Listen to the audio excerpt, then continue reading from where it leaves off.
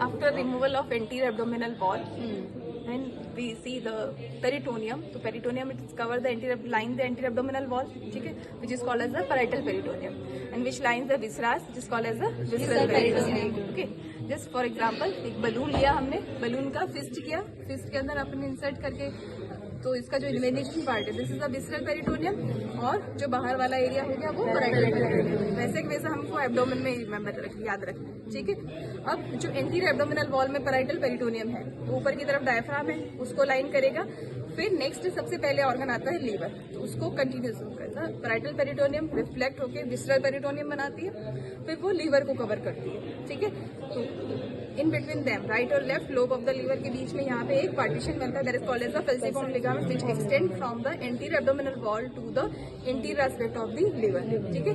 It cover the whole of the liver as a visceral peritoneum. Then inferior aspect, this layer continues as a lesser omentum from the liver to the extent lesser omentum, lesser curvature of the stomach, ठीक है। So this is the lesser omentum, you can see, and this is the falciform ligament. See, this one is okay. This is the falciform ligament. Right lobe, left lobe of the liver, उसको separate कर रहा है, ठीक है।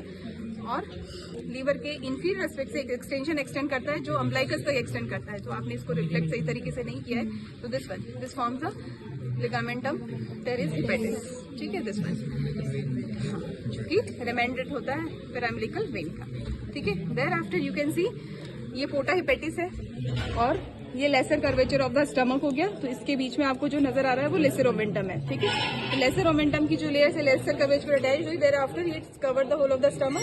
तो greater omentum में क्या होता है, this one is the greater curvature, it is continues as a greater omentum, ठीक है। तो जो लेसर ओमेंटम की लेयर्स है वो स्टमक को कवर किया, फिर ग्रेटर कर्वेचर पे as a greater omentum continues होगी। तो फर्स्ट और सेकंड लेयर बनेगी, thereafter this next continues as a third and fourth layer, ठीक है। तो फर्स्ट बना देगी फोर्थ और सेकंड बना देगी थर्ड, ठीक है। जब हम ये देख रहे हैं ग्रेटर ओमेंटम, तो यहाँ पे जो ट्रांसवर्स कॉलोन है उसके नीचे वाला जो पोर्शन है, यहाँ पे चारों लेयर्स आपस में फ्यूज्ड है, ठीक है, फर्स्ट सेकंड और ये third fourth.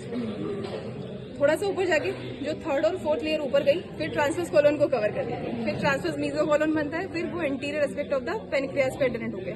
There after it is continues cover the interior surface of the kidney, interior surface of the duodenum and spleen को कवर कर लेगा पूरा। इस तरह से ये पूरा कवर कर लेगा, ठीक है।